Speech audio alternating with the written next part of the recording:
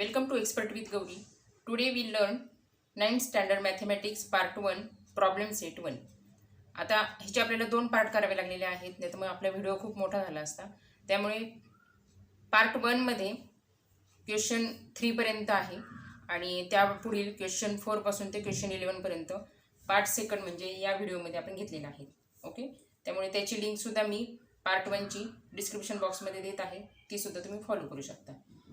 आता fourth question आहे 70 trees were planted by Parth and 90 trees were planted by Pradnya on the occasion of tree plantation week. Out of these, 25 trees were planted by both of them together. How many trees were planted by Parth or Pradnya? Solution: we can take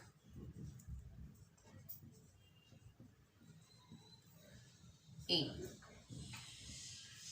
as a set of trees planted by Parth.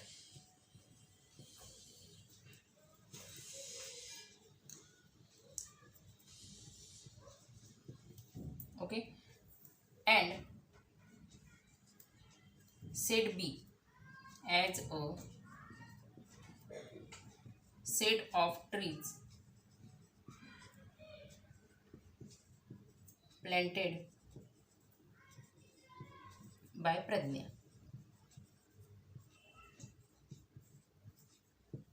Okay, आता आपल्याला किती tree plant केलेले आहेत या दोघांनी त्यांसाठी दिलेले आहेत नंबर्स. देअरफॉर नंबर ऑफ ए म्हणजे पार्थने प्लॅन्ट केलेले ट्रीज 70 दिलेली आहेत. त्यानंतर नंबर ऑफ सेट बी म्हणजे प्रज्ञानी किती झाडे लावलेली आहेत त्याची संख्या दिली आहे 90. दोघांनी मिळून 25 झाडे लावलेली आहेत. ओके, त्यामुळे दोन्ही सेटचा इंटरॅक्शन आपल्याला घ्यावा लागणार आहे. आता इंटरॅक्शन म्हणून अजून एक इन्फॉर्मेशन मिळते आपल्याला यावरून. Therefore number of A intersection B. Okay, म्हणजे दोघांनी मिळून लावलेली झाडे ती आहेत 25. आता वरील सर्व इन्फॉर्मेशन आणि आपला फॉर्म्युला यांचा वापर करून आपल्याला number of A union B आपल्याला काढावा लागणार आहे. Okay, therefore formula number of A union B is equal to number of A plus number of B and minus number of A intersection B. Okay, आता याच्या value input करूया. Number of A 70 plus number of B 90 minus number of A intersection B 25. Okay, 70 plus 90 is equal to 160 minus 25 is equal to 135. Okay, therefore number of A union B is equal to 135. Therefore 135 trees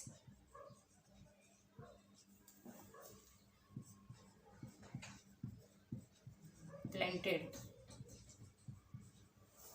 by Parth और Pragya. Okay, म्हणजे 135 झाडे एकतर पार्थनी लावलेली आहेत किंवा प्रज्ञाने लावलेली आहेत. Question 5, if number of A is equal to 20, number of B is equal to 28 and number of A union B is equal to 36, then find number of A intersection B.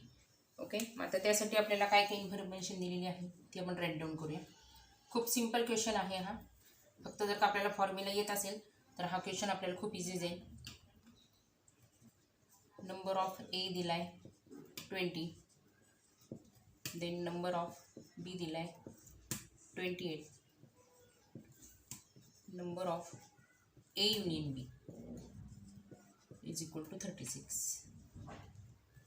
Okay, आता formula number of A union B is equal to number of A plus number of B minus number of A intersection B. Okay, आता या सर्व value आपण यामध्ये input करूया. Number of A union B दिलेली आहे 36 is equal to number of A 20 plus number of B 28 आणि हे आपल्याला फाइंड आउट करायचं आहे number of A intersection B. Okay, therefore 36 is equal to या दोघांचे addition 48 minus number of A intersection बी. आता change the side, therefore number of A intersection B हे left साईडला घेऊ आपण, त्यामुळे मायनस होता तो इकडे आल्यानंतर प्लस झाला. ओके, हा 48 जसाचा तसा, 36 इकडे आल्यानंतर चेंज द सिम्बॉल, त्यामुळे मायनस होईल 36. Therefore number of A intersection B is equal to 12 is the our answer. Okay, यासाठी आपला जर का फॉर्म्युला जर का पार्ट असेल तर एकदम इझी क्वेश्चन जाईल आपल्याला हा. Question 6. In a class 8 students out of 28 have a dog as their pet animal at home. 6 students have a cat as their pet animal. 10 students have dog and cat both. Then how many students do not have a dog or a cat as their pet animal at home? Okay, म्हणजे एकूण 28 विद्यार्थी आहेत बघा. 28 विद्यार्थ्यांपैकी 8 विद्यार्थ्यांनी कुत्रा हा पाळीव प्राणी पाळलेला आहे, तर 6 विद्यार्थ्यांनी मांजर हा प्राणी पाळलेला आहे. तसेच 10 विद्यार्थ्यांनी कुत्रा आणि मांजर अशी दोन्ही पाळीव प्राणी पाळलेली आहेत. मग आता आपल्याला फाइंड आउट करायचं आहे किती विद्यार्थ्यांनी कुत्रा किंवा मांजर अशी पाळीव प्राणी पाळलेली नाहीत. ओके, हे आपल्याला शोधायचं आहे. आता त्यासाठी आपण वेन डायग्रामचा वापर करूया. ही वेन डायग्राम मी काढून घेतलेली आहे. रेक्टेंग्युलर जो शेप आहे ग्रीन कलरचा त्याला म्हणतात युनिव्हर्सल सेट, आणि डी मी ज्यांनी कुत्रा पाळलेला आहे त्यासाठी हा सेट घेतलेला आहे. सी हा सेट मी यासाठी घेतलेला आहे की ज्यांनी मांजर पाळलेले आहे. ओके, आता त्याप्रमाणे as per the Venn diagram we take the set for the number of student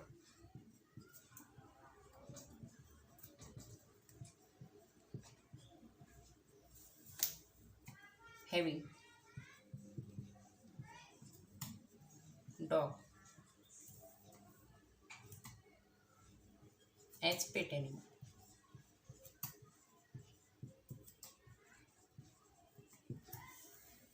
And C set for the number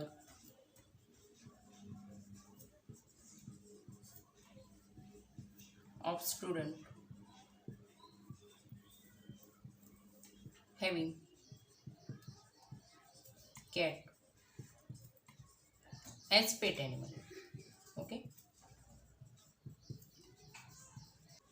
therefore number of D is equal to, आता ही जी व्हेन डायग्राम आहे त्यानुसार आपल्याला कळेल बघा. आता हा जो सर्कल आहे डी सेटचा, तर त्याच्यातून आपल्याला लक्षात येईल की 8 and plus 10 is equal to the elements. Okay, मग त्यामुळे 8 plus 10 का घेतला आपण, कारण की हे जे 10s आहेत ते डी इंटरसेक्शन सी आहे.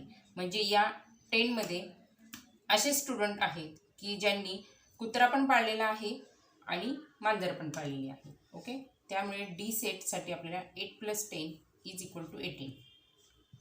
ओके, म्हणजे number of D is equal to 18 and also number of C is equal to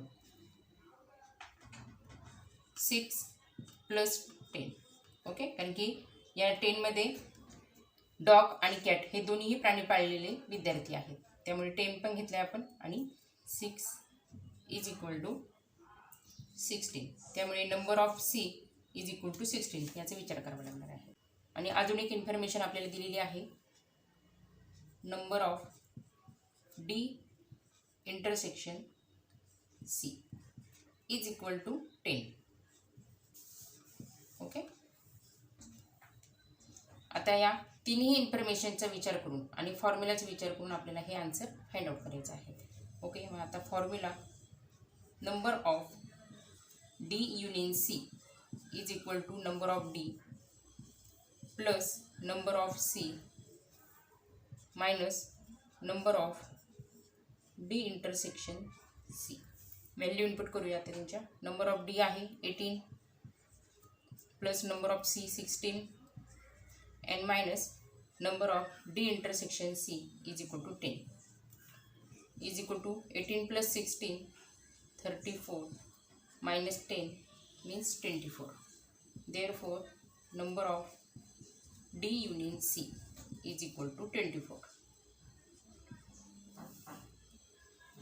This number 24, this number is denotes as either pet animal as dog or cat. Okay. आता आपल्याला अशी संख्या find out करायची आहे की ज्यांच्याकडे एकही पाळीव प्राणी नाही आहे. ओके. मग आता त्यासाठी therefore the number of student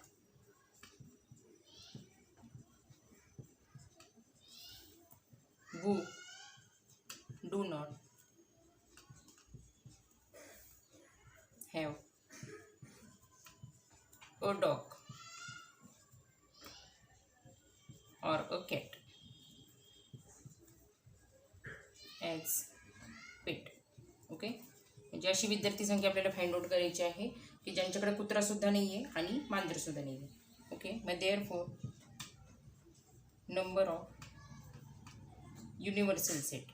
okay. Universal set म्हणजेच total number of students minus number of D union C. Okay. आता ही वेन डायग्राम जर का पाहिली तर युनिव्हर्सल सेटमध्ये 8 + 10 + 6 मीन्स 28 स्टुडंट आहेत. Therefore 28 minus D union C जो आत्ता पण फाइंड आउट केला तो 24. Therefore our answer is 4. Therefore 4 students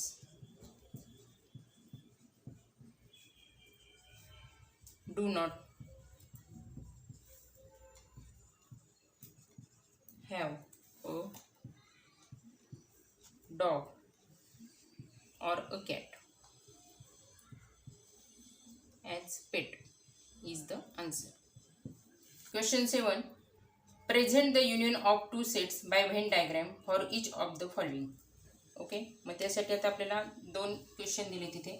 first question आहे, ए चे सेट दिलेत आणि बी चे सेट दिलेत. ओके. ए सेटमध्ये 3 4 5 7 आणि बी सेटमध्ये 1 4 8. आता आन्सर काढूया आपण त्याचा. फर्स्ट क्वेश्चनचा आन्सर. ओके. ए सेट आहे 3 4 5 and 7. त्यानंतर बी सेट दिला आहे 1 4 and 8.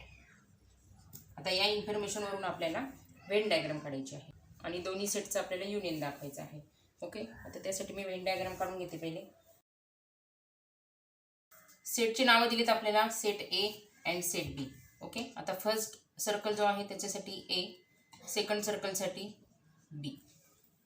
ओके. आता आपल्याला त्यांनी represent the union of two sets हे फाइंड आउट करायला सांगितलेलं आहे. ओके. मग आता युनियन काढण्यासाठी आपल्याला यामधील दोन्ही सेटमधील कॉमन एलिमेंट कोणते आहेत ते फाइंड आउट करावे लागतील. ओके. मग आता ए सेटमध्ये 3 आहेत, सेकंडमध्ये नाही आहेत. ए सेटमध्ये 4 आहेत, बी सेटमध्ये सुद्धा आहे, म्हणजे हा कॉमन निघाला. त्यानंतर 5 मॅच होत नाही आहे, 7 मॅच होत नाही, 8 मॅच होत नाही. ओके. म्हणजे सिंगल नंबर 4 हा कॉमन आहे.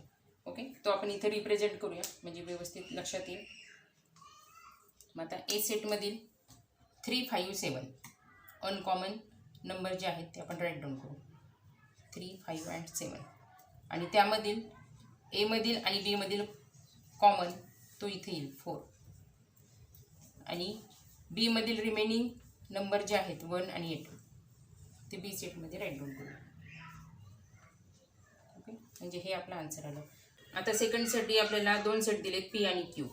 ओके, आणि त्याची इन्फॉर्मेशन दिलेली आहे. म्हणजे पीचे एलिमेंट्स दिलेले आहेत ABCDEF आणि क्यूचे एलिमेंट दिलेले आहेत LMNEB. ओके, मग त्यासाठी पहिले 2 सेट्स काढून घेऊ आपण.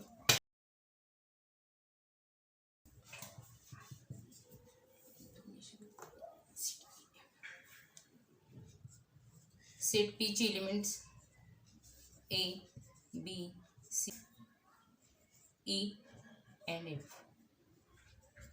ओके, आणि क्यूचे एलिमेंट्स दिलेत आपल्याला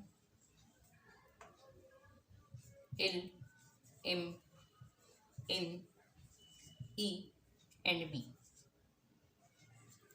ओके, आता ही वेन डायग्राम मी काढून घेतलेली आहे. ह्यांना नावं देऊ आपण.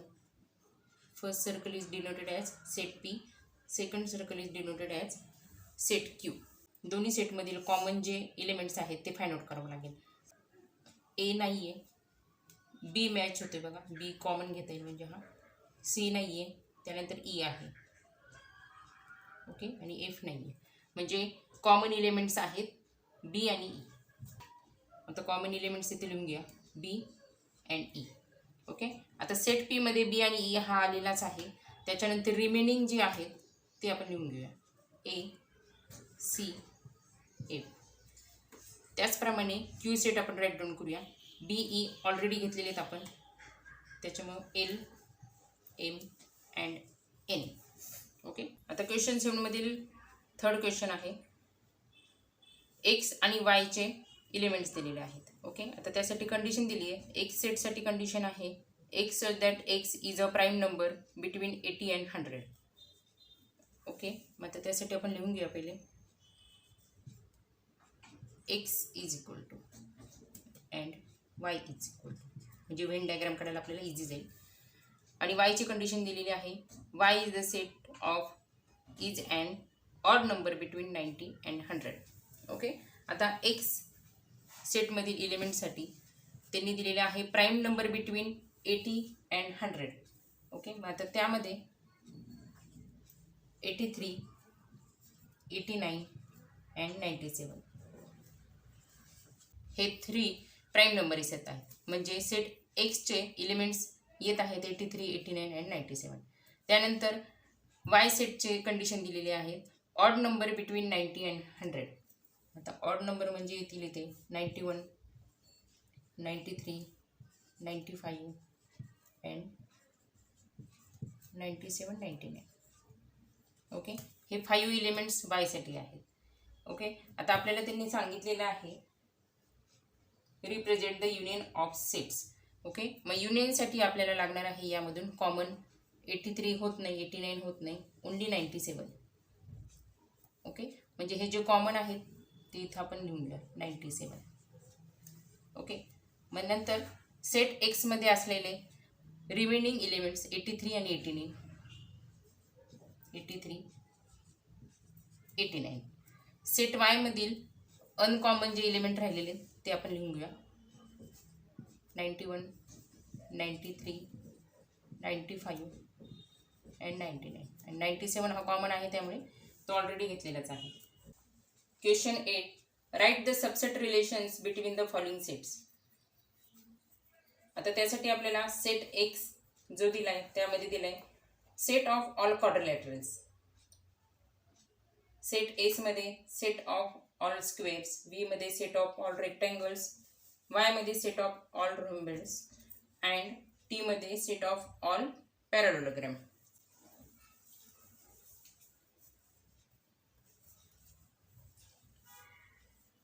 ओके, अशा प्रकारची आपल्याला कंडिशन आपल्याला दिलेली आहे सेटमधील. आता त्याप्रमाणे आपल्याला प्रत्येकाचा एकमेकांशी रिलेशन आपल्याला फाइंड आउट करायचं आहे. म्हणजे कोणता सेट कोणत्या सेटची सबसेट असू शकतो. ओके, आता हा थोडासा आपण डिटेल घेऊया म्हणजे तुम्हाला व्यवस्थित लक्षात येईल. आता एक सेट दिलाय त्यामध्ये अ सेट ऑफ ऑल क्वाड्रिलॅटरल्स म्हणजे सर्व प्रकारचे चौकोन हे एक्स मध्ये येतील. आता सर्व प्रकारचे चौकोन म्हणजे काय फर्स्ट घेऊया एक सेट. ओके, आता यामध्ये सर्व प्रकारचे चौकोन येतील, म्हणजेच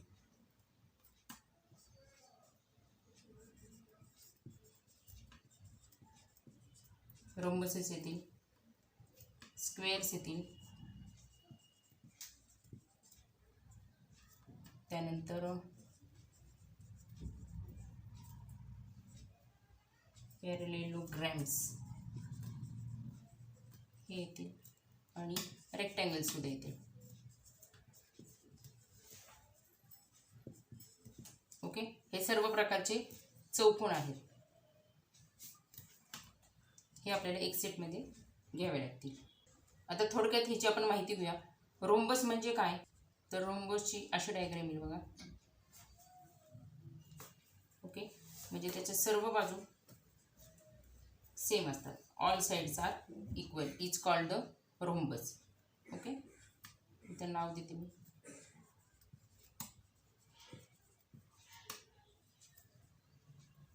त्यानंतर सेकंड इज स्क्वेअर. आता स्क्वेअरमध्ये all sides are equal and all angles are 90 degree is called squares.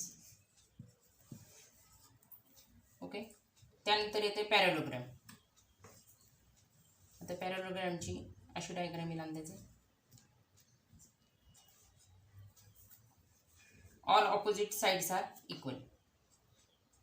Okay, म्हणजे समोरासमोरील जे बाजू आहेत ते इक्वल असतात. ही जर का 10 असेल तर ही पण 10 असेल, ही जर का 20 असेल तर ही सुद्धा 20 असेल. ओके, त्याला म्हणतात पॅरलोग्राम. त्यानंतर रेक्टँगल, त्याला नाव देऊया.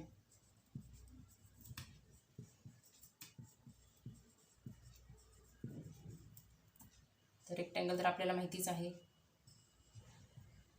ह्याच्या सुद्धा समोरील बाजू सेम असतात, म्हणजे opposite sides are equal and each angle is 90 degree is called rectangle.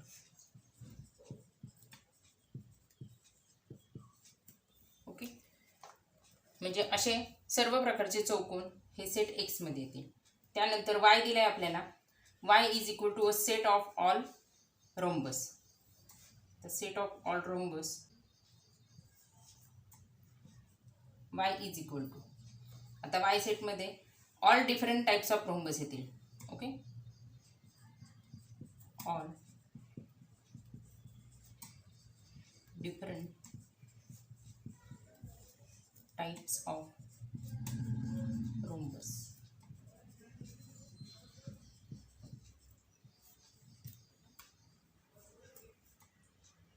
त्यानंतर थर्ड आहे एस दिलाय आपल्याला. ओके, सेट एस मध्ये असे एलिमेंट्स येतील. A set of all squares, म्हणजे डिफरंट टाइप्स ऑफ स्क्वेअर्स येतील, म्हणजे फक्त प्रत्येक स्क्वेअरचे साइड्स मात्र डिफरंट्स येतील. ओके, म्हणजे इथं आपण लिहूया all different types of squares.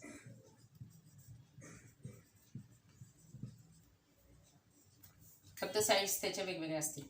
Okay, त्यानंतर फोर्थ आहे टी दिलाय बघा आपल्याला. टी सेट, त्यामध्ये इन्फॉर्मेशन दिली आहे अ सेट ऑफ ऑल पॅरलोग्राम. मग अशामध्ये ऑल टाइप्स ऑफ पॅरलोग्राम येतील, फक्त साइड्स मात्र डिफरंट असतील.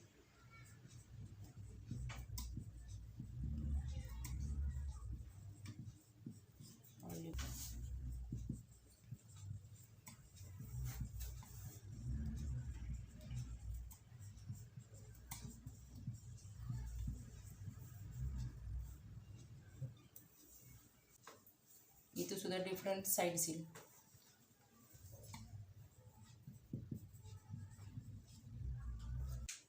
त्यानंतर फिफ्थ सेट दिलाय आपल्याला व्ही. ओके, आता व्ही सेटमध्ये प्रत्येक रेक्टँगलचे लेंथ आणि विड्थ डिफरंट येतील. Okay, different width and length. Okay, म्हणजे डायग्राम त्याच येतील त्यांनी सांगितलं त्या कंडिशनप्रमाणे, फक्त त्याची लेंथ आणि विड्थ वेगवेगळे येतील. सगळ्या टाईप ऑफ सेटसाठी तेच सांगितलेलं आहे त्यांनी की वेगवेगळ्या प्रकारचे साईड्स येतील. ओके, आता त्याप्रमाणे आपण आता सोल्युशन पाहूया. क्वाड्रिलॅटरल म्हणजे 4 बाजू असलेला चौकोन.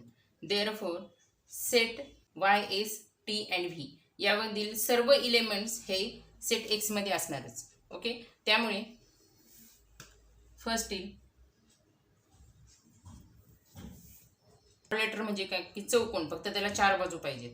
मग तो रेक्टँगल सुद्धा असू शकतो, रोम्बस सुद्धा असू शकतो, किंवा पॅरलोग्राम सुद्धा असू शकतो, किंवा आधुनिक यामध्ये आपल्याला जो दिलाय स्क्वेअर तो सुद्धा असू शकतो. ओके, म्हणजे क्वाड्रिलॅटरलमध्ये कोणत्याही प्रकारच्या 4 बाजू असलेला, बाजूबंद असलेला चौकोन चालू शकेल. ओके, मग त्यामुळे फर्स्ट येईल इथे set Y S T V यामधील सर्व एलिमेंट्स हे सेट एक्स मध्ये असणारच. ओके, त्यामुळे फर्स्ट येईल Y subset set X. Okay, त्यानंतर येईल एस सबसेट एक्स. ओके, म्हणजे वाय झाला, एस झाला. आता T set T subset X आणि last set V subset X. त्यानंतर स्क्वेअरचा जर का विचार केला, ओके, तर E square is a rhombus. Okay, त्यानंतर इथे लिहूया आपण each square is a rhombus.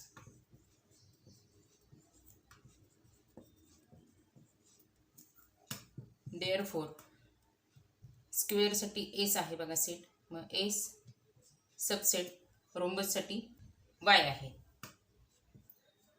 Okay, त्यानंतर थर्ड परत जर का स्क्वेअरचा विचार केला तर E square is a parallelogram, कारण की त्याच्या पण समोरासमोरील बाजू या सेम असतात. Okay, each square is a parallelogram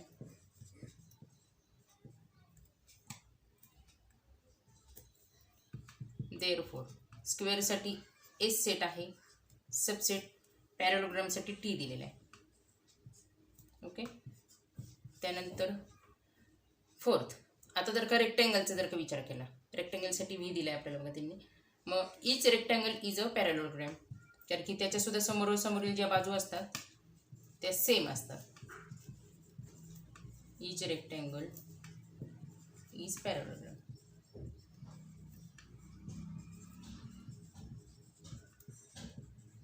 तुम्हाला एक्झाममध्ये जर का हा क्वेश्चन विचारला तर ही जी लेफ्ट साईड आहे ही लिहायची तुम्हाला गरज नाही आहे, पण तुम्हाला व्यवस्थित अंडरस्टँडिंग व्हावं यासाठी मी हे दिलेलं आहे. त्यामुळे ही थेरी म्हणून व्यवस्थित लक्षात ठेवा, त्यावरून तुम्हाला हे आन्सर लक्षात येते. ओके, देअरफॉर रेक्टँगलसाठी व्ही आहे, व्ही सबसेट टी. ओके, आता जर का रोम्बसचा विचार केला तर इच रोम्बस इज अ पॅरलोग्राम, त्याच्यामुळे इच रोम्बस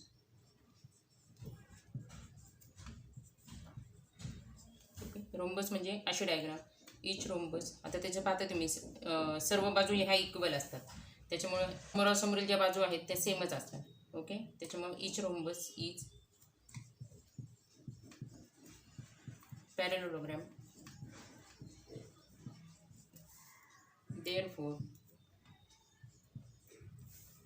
रोम्बससाठी वाय आहे, Y subset T. Okay, then next 6. आता परत स्क्वेअरचा जर का विचार केला तर हे तर सोपंच आहे, तुम्हाला हे माहितीच आहे. E square is a rectangle, कारण की त्याच्या दोन्ही प्रकारच्या कंडिशन म्हणजे अँगल हे 90 डिग्री ह्याचे पण आहेत, ह्याचे पण आहेत, आणि समोरासमोरील बाजू ह्या सेम असतात, ह्याचे पण समोरासमोरील बाजू सेम असतात. Okay, each square is a rectangle.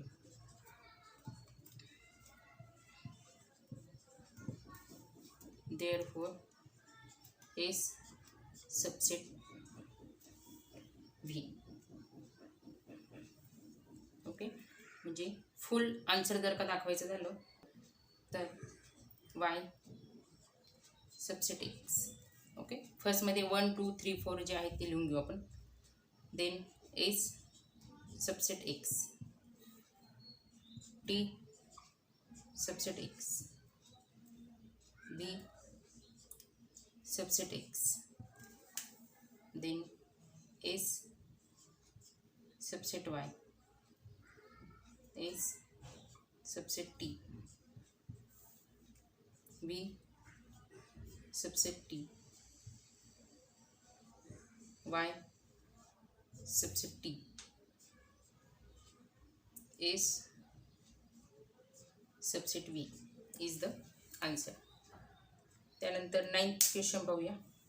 Question 9, if M is any set right M union empty and M intersection empty. Okay, मग त्यासाठी मी ही डायग्राम काढलेली आहे आन्सरसाठी, म्हणजे व्यवस्थित कळेल तुम्हाला. पहिला सर्कल आहे सेट एनसाठी आणि दुसरा सर्कल आहे एम्प्टीसाठी. ओके, सपोज आता सेट एम आणि सेट एम्प्टी. ओके, मग आता त्याचे इलेमेंट आपण घेऊया अंदाजे. आता सपोज एमचे इलेमेंट्स घेतले 1 2 and 3 आणि सेट एम्प्टीचे एम्प्टीच राहतील. ओके, नावावरनं जर का लक्षात ठेवलं तर एम्प्टी राहतील असं लक्षात येईल. मग आता सेट एमचे जे इलेमेंट्स आहेत ते आपण एममध्ये लिहून घ्या 1 2 and 3. एम्प्टी सेटमध्ये काहीच येणार नाही. ओके, मग त्यामुळे आता हा जो इंटरसेक्शन पॉईंट जो आलेला आहे हा एवढा एरिया, हा जो आहे इंटरसेक्शन एरिया आहे. आता ह्याच्यामध्ये कोणतीच कॉमन संख्या येत नाही आहे. एमशी रिलेटेड असलेला दुसरा सेट आहे तो एम्प्टी आहे, त्याच्यामुळे कॉमन यामधून काहीच मिळत नाही आहे. Therefore M intersection empty is equal to empty.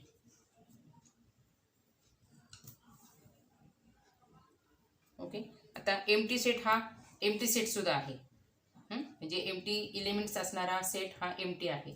Okay, मग त्यामुळे आपल्याला असंही दाखवतो M intersection empty is equal to empty. Okay, हे फर्स्ट झालं. त्यानंतर आपल्याला विचारलं आहे एम युनियन एम्प्टी. मग आता एम युनियनसाठी सेट एममध्ये असलेले इलेमेंट्स प्लस सेट एम्प्टीमध्ये असलेले इलेमेंट्स आणि प्लस कॉमन एलिमेंट हे घ्यावे लागतील. Therefore M union empty is equal to एममधील असलेले इलेमेंट पहिले राईट डाऊन करू 1 2 and 3. कॉमनमध्ये एम्प्टीच आहे आणि एम्प्टी सेटमध्ये पण एम्प्टी आहे, म्हणजे एवढेच इलेमेंट एम युनियन एम्प्टीचे होते. ओके, मग देअरफॉर आता हेच इलेमेंट सेट एममध्ये सुद्धा आहेत. मग त्यामुळे आपल्याला असंही म्हणता येईल M union empty is equal to M. Okay, म्हणजे जे आपल्याला विचारलेलं होतं M union empty is equal to M हे आन्सर आलेलं आहे. त्यानंतर सेकंड जे विचारलेलं होतं M intersection empty is equal to empty हे सेकंडचं उत्तर आलेलं आहे. Question 10, observe the Venn diagram and write the sets U A B A union B and A intersection B. Okay, त्यासाठी ही व्हेन डायग्राम दिलेली आहे आपल्याला. ओके, आता त्याप्रमाणे first right the sets you. Okay, आता यू म्हणजे युनिव्हर्सल सेट. आता युनिव्हर्सल सेट म्हणजे या रेक्टँग्युलरच्या आतमध्ये जेवढे नंबर आहेत ते सर्व नंबर्स म्हणजे यू सेटचे इलेमेंट्स येतील. मग आता पहिले ए राईट डाऊन करूया 2 3 7 1 5 10 8 9. आणि आता या दोन सेटच्या बाहेरील म्हणजे 11 13 and 4. 11 13 4 is the elements of set you means universal set.